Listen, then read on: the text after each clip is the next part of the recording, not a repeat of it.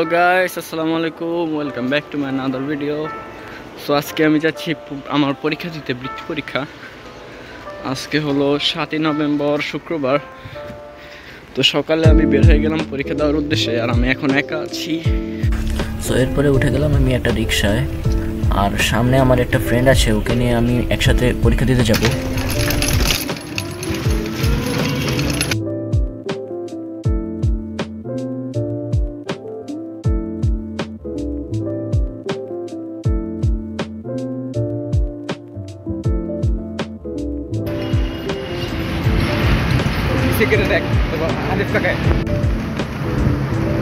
খাদ্য ভবন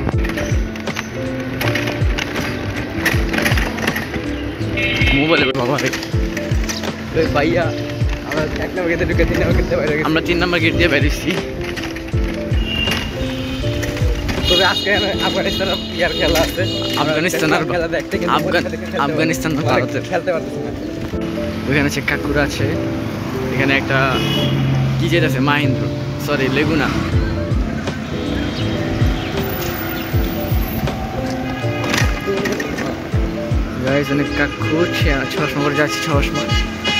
তো গাইস আমরা সেন্টারে চলে আসলাম, এখন দেখতেছি গেট খুলে নাই, আমরা অনেক আগে চলে আসছি ভাই। ঘুমেতে উঠা পড়ছি, আমি ভাবতেছিলাম যে হ্যাঁ মানুষ কত সুখী, সবাই ঘুমাইতেছে, আর আমি এই পরীক্ষা দিতে আসছি ঘুম থেকে উঠা। ভাবতেছিলাম যে পরীক্ষাটা আসলে না দিলে ভালো হইতো, একটু ঘুমাইতে পারতাম।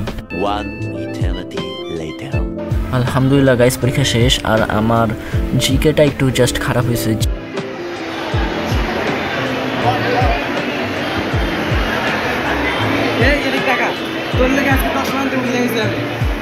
আমার লাগে দেওয়া যায় না অন্ধকার। আজকে তোর লাগে আমি চশমা তো ভুলে গেছি। লেক্সাস কেমন পরীক্ষায় লিখি নাই তো কিছু। হায় হায় কসকি, আমি মনে হয় ট্যালেন্ট পুল পাইতে পারি, যাই না জিকেতে মারা গেছি আমি। দিতেই পারবো না ট্যালেন্ট পুল। মিরাজ লেখা, মিরাজ, এই যে মিরাজ ভাই আমার নামে জেড না যে। হায় হায় গাইস আমরা কোচিং কি সরি বৃত্তি পরীক্ষা দিয়ে বাইরে হয়ে গেলাম।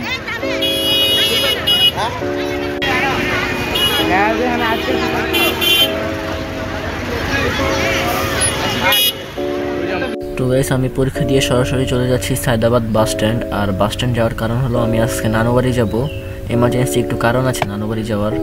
আব্বু আম্মু বাসা থেকে রওনা দিয়ে দিয়েছে, আমাকে ফোন দিয়েছিল একটু আগে।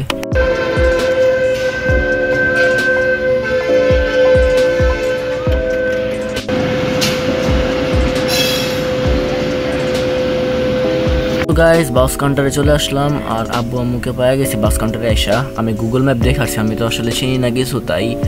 সো এরপরের ব্লগ দেখতে যাচ্ছ তোমরা নোয়াখালী যাওয়ার ব্লগ। সো এই পর্যন্ত তোমরা ভালো থাকো, সুস্থ থাকো, আর এরপরের ব্লগ অর্থাৎ নোয়াখালী যাওয়ার ব্লগ দেখতে ক্লিক করো এখানে। আল্লাহ হাফেজ, টাটা।